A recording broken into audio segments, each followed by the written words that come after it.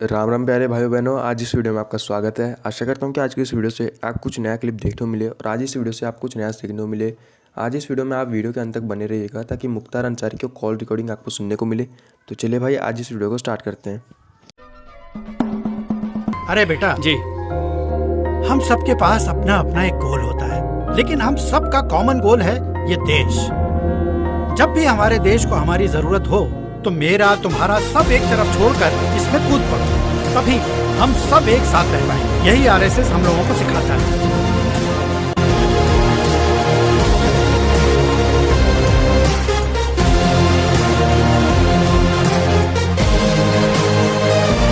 बेटा, जितनी तुम्हारे देश में जनसंख्या नहीं है ना, उतने तो हमारे देश में रोज टमाटर उग जाते हैं जो हम तुम्हें देंगे नहीं।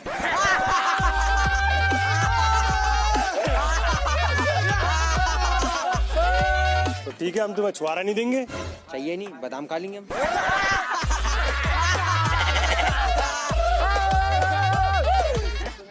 हमारे पास आधा कश्मीर है, तुम्हारे पास क्या है? तुम्हारे पास सब कुछ आधा ही तो है यार। भाग आए होगा शाम वाली क्लासेस से। क्यों रे? मास्टर जी नहीं आए आज तो। क्यों? फिर बकरी चोरी हो गई उनकी। Wait a minute. फिर बकरी चोरी हो गई उनकी। समझ रहे हो? बकरी तो मिल गई थी, अब कहते हैं उनकी बीबी टंगा के भाग गई। चुप्पे पगले। Sir, I'm here. Okay, listen. My name is not Sir. Okay. My name is Rahul, so call me Rahul, please. Okay. Hi, Rahul.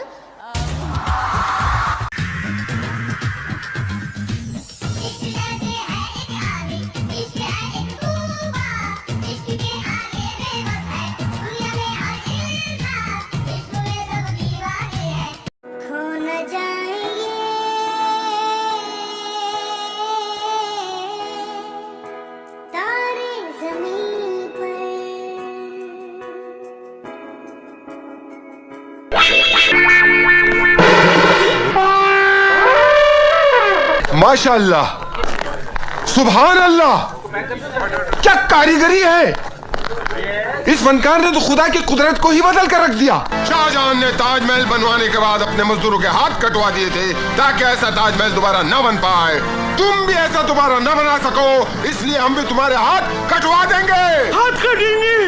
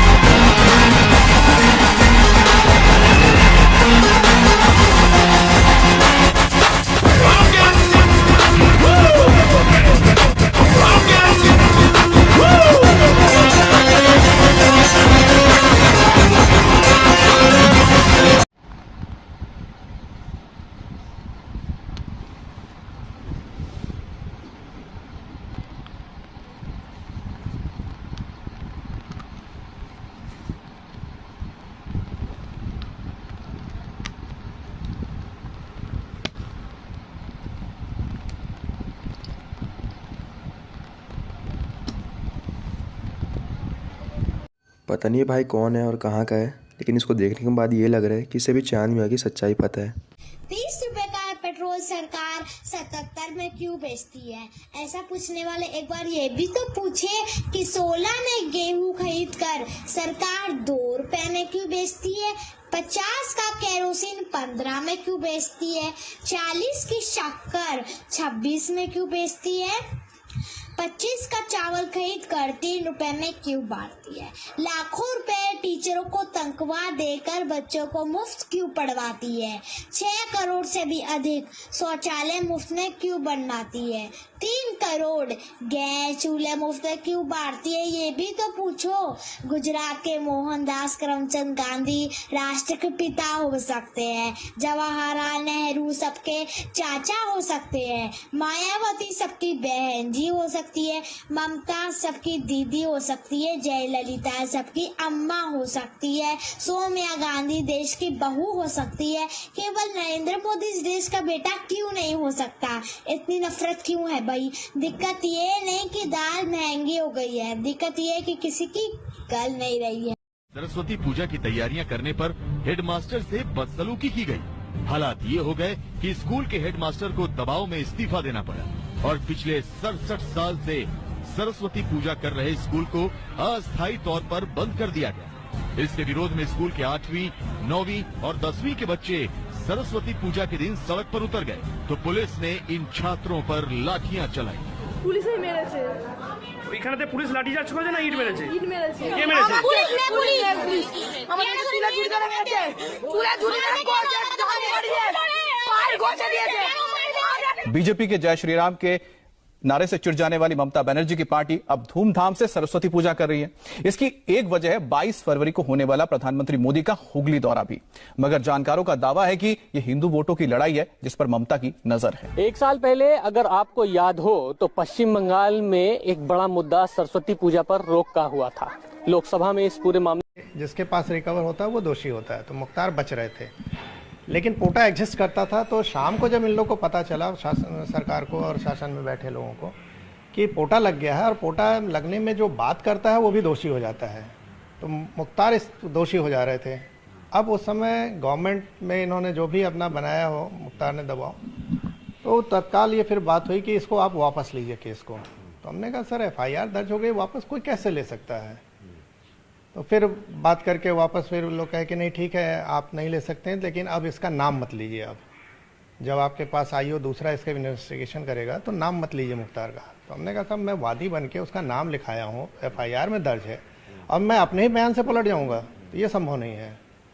तो उसके बाद फिर तमाम बातें हुई, STF का है वहाँ क्लोज कर दिया गया, मुझे बना यहाँ लखनऊ बुला लिया गया, तमाम तरह से प्रताड़ित करने लगे लोग, अधिकारी भी कहने लगे आपसे बहुत नाराज़ हैं, मुलायम सिंह मुख्यमंत्री थे। तो मैंने कहा ठीक है आप नंबर दे दीजिए, मैं बात कर लूँ, अगर वो बात करना चाहें तो मैं एक्सप्लेन कर दूँ चीज़ों को, कोई भी अधिकारी इसको वापस नहीं ले सकता। तो क्या नहीं आपका नाम लेते हुए चढ़ जा रहे हैं, आपको ज़रूरत नहीं है बात करने की। तो हमने कहा ठीक है आप लोग जैसा हो समझिए। तो उसके बाद फिर लास्ट में देखा जब बहुत स्थिति ख़राब हो गई तो मुझे फिर 11 फरवरी को मैंने पहला रेजिग्नेशन भेजा और मैंने ये लिखा रेजिग्नेशन में कि अब राजनीति का इतना अपराधीकरण हो गया कि अपराधी बैठ कर डिसीजन ले रहे हैं कि हम लोग को क्या करना है, तो ऐसे अच्छा है कि हम अपनी सर्विस ही छोड़ दें। तो उस पर फिर मैंने रेजिग्नेशन भेजा था। तो पहला दूसरा रेजिग्नेशन क्यों देना? पहला इसलिए कि मुलायम सिंह तत्काल ये कहने लगे कि ये जानबूझ के कंडीशनल रेजिग्नेशन लिखा है कि राजनीति का अपराधीकरण हो गया, जिससे ये स्वीकार ना हो। तो और ये हाईलाइट होने के लिए सब करना चाहता है, नेतागिरी कर रहा है। तो हमने कहा देखिए मैं अब आप लोग के साथ इस तरह की अगर सरकारें चल रही हैं तो हमें काम ही नहीं करना है। फिर मैंने दूसरा रेजिग्नेशन 10 दिन बाद भेज दिया कि आप जैसे चाहो एक्सेप्ट कर लो, लेकिन अब आप लोगों के साथ मुझे काम नहीं करना है। लेकिन ये बताइए कि मुख्तार अंसारी का LMG में क्या सीधा कनेक्शन था? जब आपको घटनाएं क्या होगी, लखनऊ में कैंट थाने में ही कृष्णानंद तब जीवित थे और मुख्तार के बीच में क्रॉस फायरिंग हुई थी। ये 2003 की ही बात है। और उसके बाद हम लोगों को बोला गया कि आप लोग इन दोनों पर वॉच करिए वरना कोई बहुत बड़ा हादसा हो जाएगा। और वॉच करने के दौरान ही इन लोगों को मैंने पकड़ा और पूरे रिकॉर्डिंग में मुख्तार अपने आदमी के थ्रू, सेना के भगोड़ा जो था बाबूलाल यादव जिसने लाइट मशीन गन चुरा के भगा था, उससे बात कर रहा था और 1 करोड़ में सौदा लगभग इन लोग का पक्का हो गया था। और उसके पीछे खास वजह ये थी कि बोल रहा था मुख्तार कि हमको किसी भी कीमत पर LMG चाहिए, क्योंकि कृष्णानंद की जो बुलेट प्रूफ गाड़ी है वो सिंपल राइफल के अगेंस्ट बुलेट प्रूफ है, तो LMG उसको भेज देती। का ये गाड़ी ये LMG हमको ज़रूर चाहिए क्योंकि उस गाड़ी को भेज देगी और उसमें हम कृष्णानंद को मार देंगे। और ये सब रिकॉर्डिंग में है चीज़ें। तो पूरा उसमें केस डायरी में भी फिर लिखा गया इसको।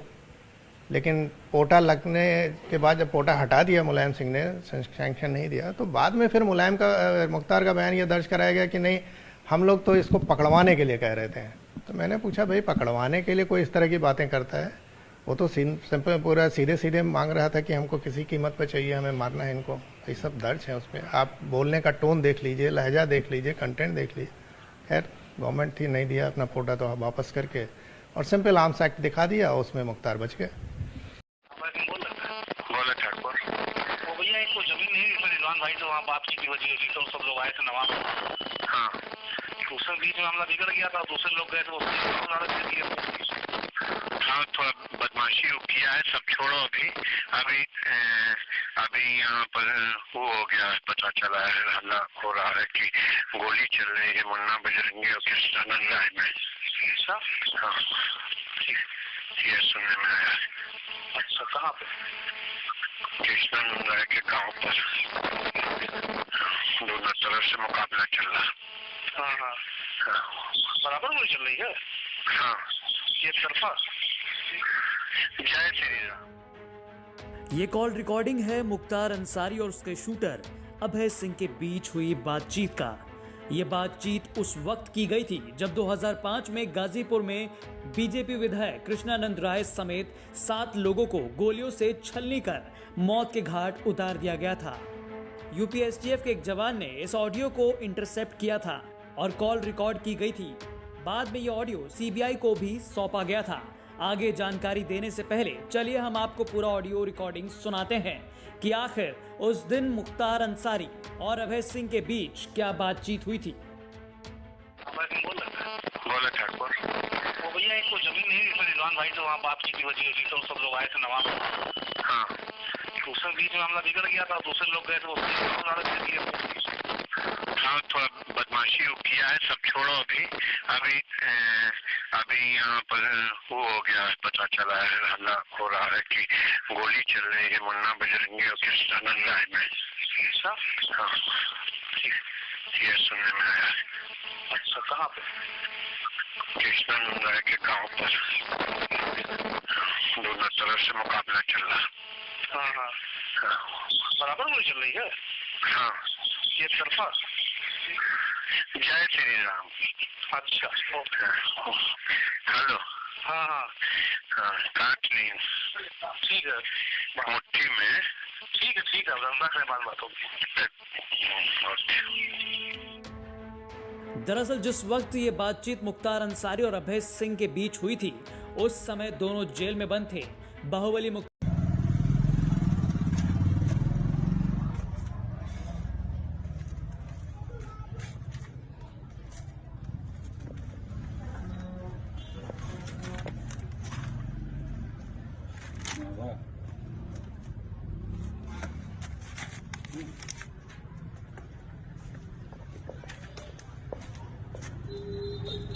अंत तक वीडियो देखने के लिए आप सभी भाई बहनों का धन्यवाद। आशा करता हूँ कि आज का वीडियो आपको अच्छा लगा होगा। अगर अच्छा लगा तो प्लीज़ वीडियो को लाइक कर दो, चैनल पर नए हो तो चैनल को भी सब्सक्राइब कर दो और इस वीडियो को उन सेकुलर भाई तक पहुँचा देना जिनको पूरी दुनिया में सिर्फ भाईचारा नजर आता है या फिर वो भोले भाई बहन जिनको इन जिहादों के बारे में नहीं पता। तो मिलता हूँ किसी और वीडियो में। जय श्री राम।